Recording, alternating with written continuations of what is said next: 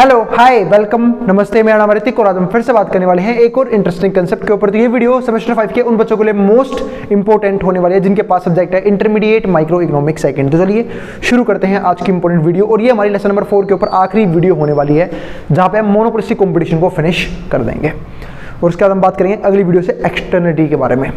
ठीक है, तो चलो देखते हैं। और इस कंप्लीट सीरीज के नोट्स ऑलरेडी प्रिपेयर हो चुके हैं। जिन बच्चों को नोट्स परचेज करने हैं वो इस नंबर पे जाए 9667836336 यहाँ पे जाके नोट्स ले सकते हैं। अब हम आते हैं आज के कंसेप्ट के ऊपर। तो आज का जो हमारा कंसेप्ट है वो है मार्कअप अंडर मोनोपोलिस्टिक कंपटीशन।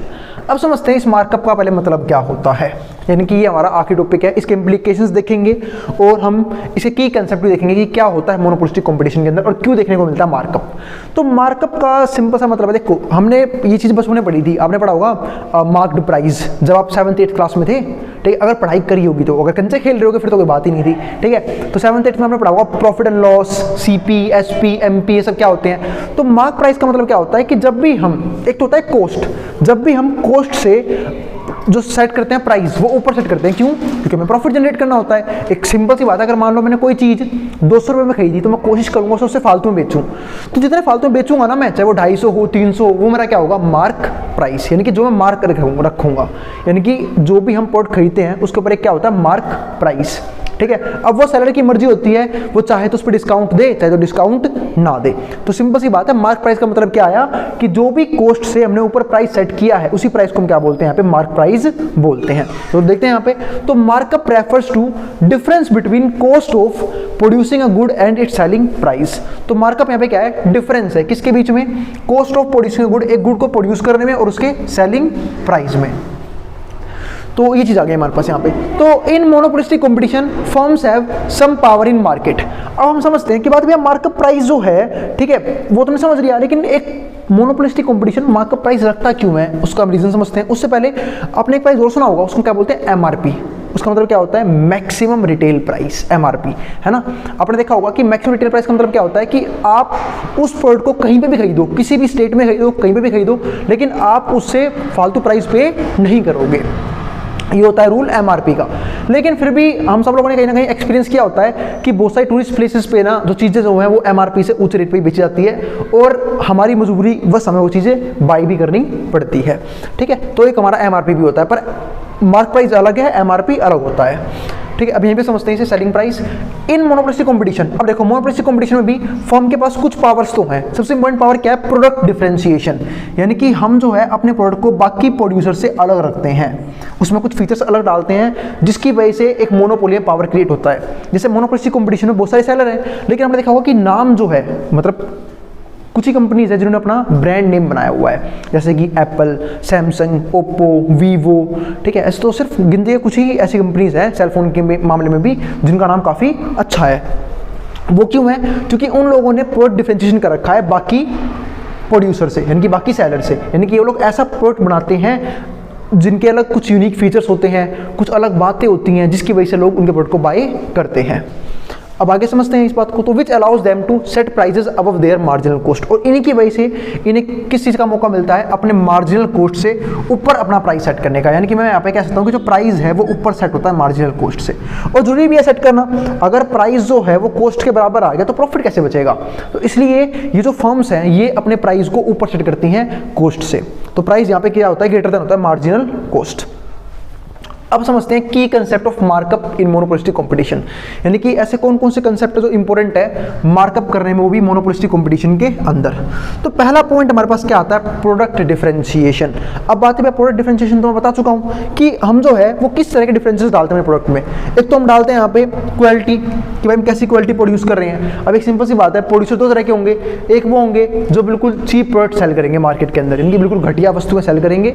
ठीक है, मतलब जिनके पास ना कुछ खास फीचर्स है ना कुछ यूनिक चीज़ है, बस वो सेल करने के लिए वो लोग मार्केट में आ गए तो उनकी डिमांड भी काफ़ी कम हो जाएगी। लेकिन कोई ऐसी कंपनीज हैं जिसके फीचर्स काफ़ी यूनिक हैं, काफ़ी बढ़िया फीचर्स हैं, तो उनके जो चीज़ें हैं वो बिकने के चांस भी क्या हैं, बहुत ज़्यादा हो जाएंगे। इनकी उनकी क्वालिटी क्या है, काफ़ी अच्छी है, ब्रांडिंग काफ़ी अच्छी कर रखी है।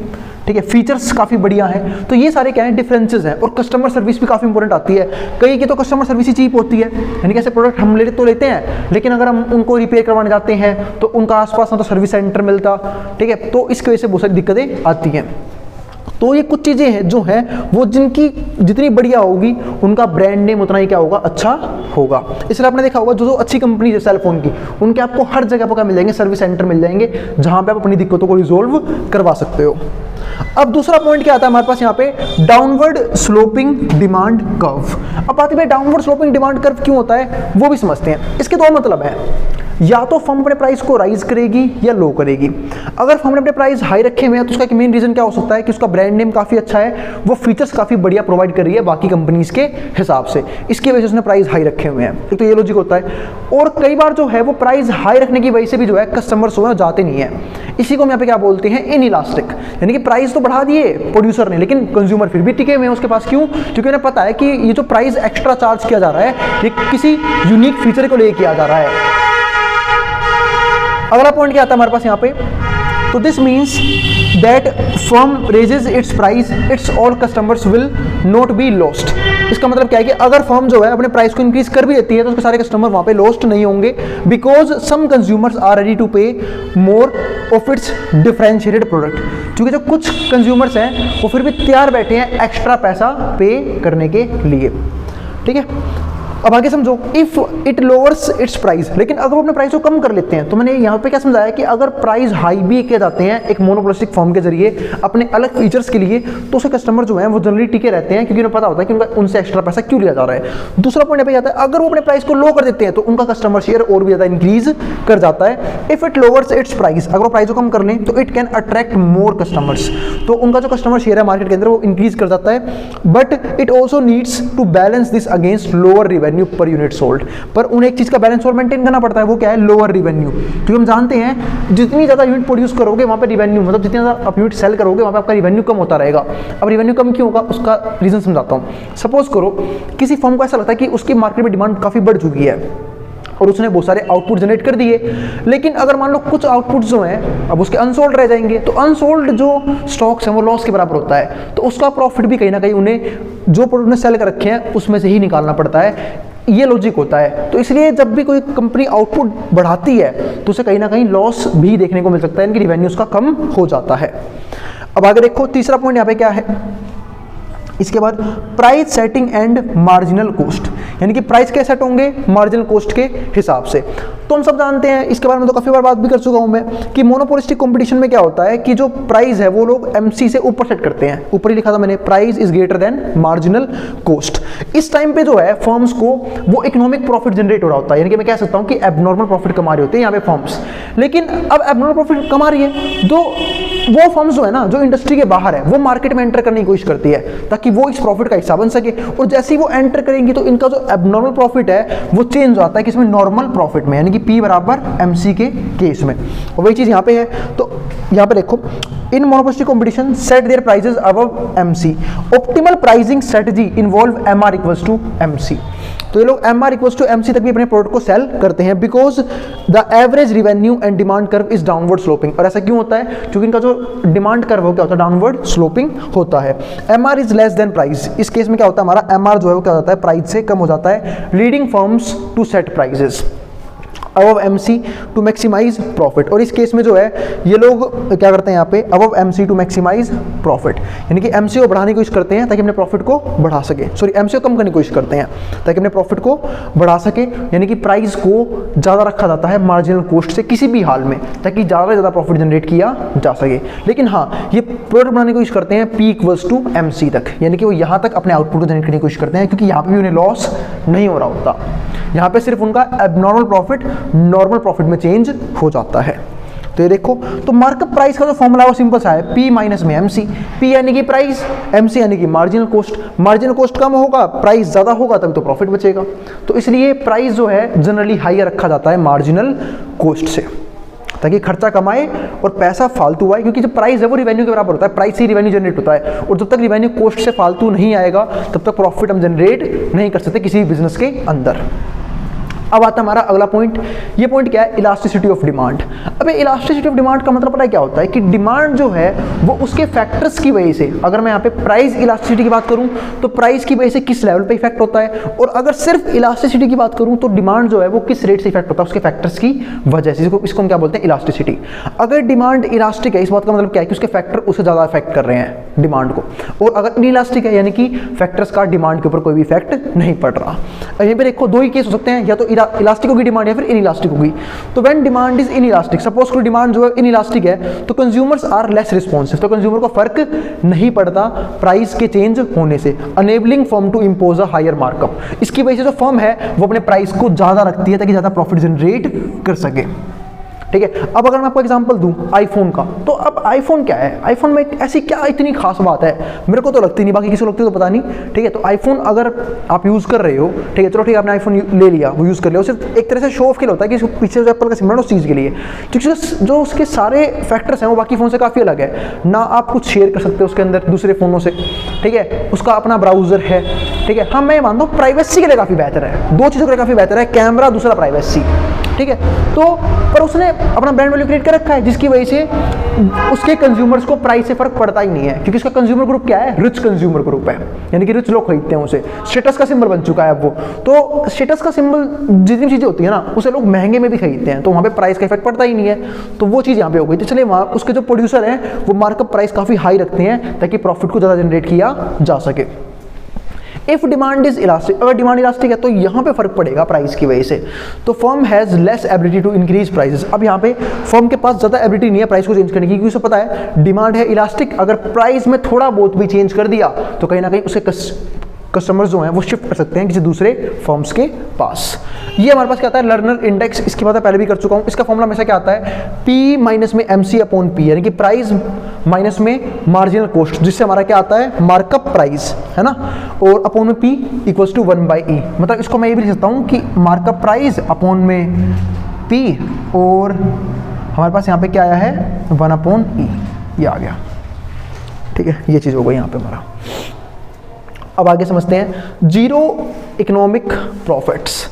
अब ये जीरो इकोनॉमिक प्रॉफिट क्या है वो डिस्कस करते हैं यहाँ पे।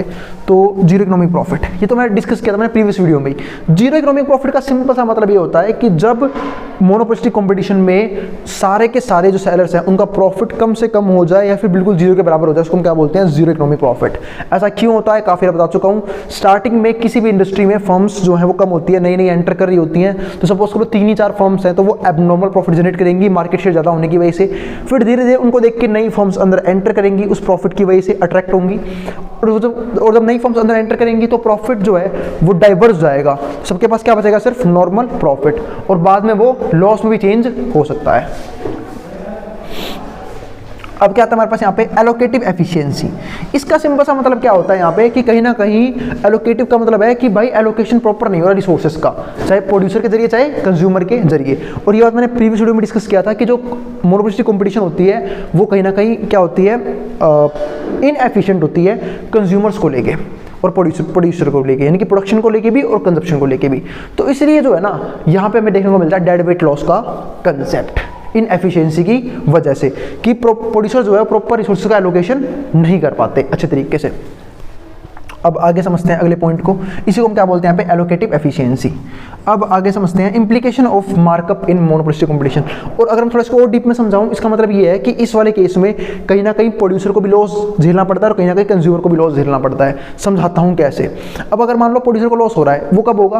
वो होता है लास्ट के स्टेज पे। जैसे मान लो कोई भी कंपनी है, चाहे सेलफोन की कोई भी कंपनी है, उसने प्रोडक्शन करी स्टार्टिंग में, उसने कोई नया फोन लॉन्च किया मार्केट के अंदर अपना, तो स्टार्टिंग में प्राइस को हाई रखते हैं, क्योंकि भाई नया फोन आता है उनका हाइक ज़्यादा होता है, तो वो प्राइस को क्या करते हैं? हाई रखते हैं। तो जिसकी वजह क्या होती है? उन्हें क्या मिलता है? एबनॉर्मल प्रॉफिट मिलता है, यानी कि ज़्यादा प्रॉफिट मिलता है। ठीक है, लेकिन धीरे धीरे क्या होता है? उस फोन की हाइप कम हो जाती है, खासकर जब वो उसका एडवांस वर्जन लॉन्च कर देते हैं। सपोज करो आईफोन 15 प्रो आया, फिर उसका 16 प्रो आ गया, तो 15 की वैल्यू अपना भी क्या हो गई? कम हो गई, क्योंकि अब स्टेटस का सिंबल क्या बन चुका है? 16, कि कौन नया आईफोन ले रहा है, पुराने वाले की वैल्यू खत्म हो गई। तो जो पुराने वाले के अनसोल्ड स्टॉक्स हैं वो कहीं ना कहीं उनको लॉस जनरेट करके देंगे। इस तरीके से होता है प्रोड्यूसर को लॉस, स्टार्टिंग में प्रॉफिट, बाद में लॉस। कंज्यूमर को स्टार्टिंग में लॉस होता है जब वो नई नई चीज़ खरीदता है ना। अब कोई भी चीज़ देख लेना, किसी भी फैक्टर में देख लेना, किसी भी इंडस्ट्री में देख लेना, जब वो कोई चीज़ नहीं लेता है वो फटाफट एप्रिशिएट होती है। लेकिन जब वो कोई चीज़ सेकंड हैंड लेता है, सपोज करो आईफोन 16 जब आया तो 15 के प्राइस काफ़ी ड्रॉप कर गए, ठीक है। तो अब वो 15 ले रहा है, इसका मतलब क्या है कि कहीं ना कहीं जिसने 15 लिया था ना स्टार्टिंग में उसको लॉस हुआ होगा, जिसने अब लिया उसका प्रॉफिट होगा। वो कोई फीचर सेम है सबके सब, बस दिक्कत क्या है कि उसका एडवांस फीचर मार्केट में अवेलेबल हो चुका है 16 के साथ। ये चीज़ होती है यहाँ पे। तो इसी को हम क्या बोलते हैं एक तरह से एलोकेटिव एफिशिएंसी। अब आता है implication of markup in monopolistic competition. Implication क्या है मार्कअप प्राइस के मोनोपोलिस्टिक कंपटीशन में? पहला इम्प्लीकेशन क्या आया? Consumer choice. अब कंज्यूमर चॉइस में क्या आता है? तो consumers benefit from a variety of products. Consumer को बेनिफिट किससे मिलता है? बहुत सारे वैरायटी ऑफ प्रोडक्ट्स से, but they pay a higher price than a perfect competition than in perfect competition. अब देखो कंज्यूमर चॉइस में क्या है, ये कंज्यूमर जो है उसको यहाँ पे वैरायटी ऑफ प्रोडक्ट तो मिलती है, लेकिन दिक्कत क्या होती है? हायर प्राइस पे करने पड़ते हैं उसे परफेक्ट कंपटीशन होने की वजह से। दूसरा, कई बार तो मैं ये भी देखता हूँ कि भाई, और चलो ये बात तो अलग हो गई, यहाँ पे तो वो सिर्फ किसी के लिए हायर प्राइस पे करता है अलग अलग फीचर्स को लेके, लेकिन कहीं ना कहीं कंज्यूमर को बेनिफिट भी मिलता है। जब भी प्रोड्यूसर के बीच में आपस में कंपटीशन होता है तो हमेशा प्राइस को कम रखा जाता है, कम से कम प्राइस में बेटर से बेटर सर्विसेज और फीचर्स देने की कोशिश की जाती है, जिससे कंज्यूमर का ही बेनिफिट होता है। दूसरा क्या आता है? Firms profitability.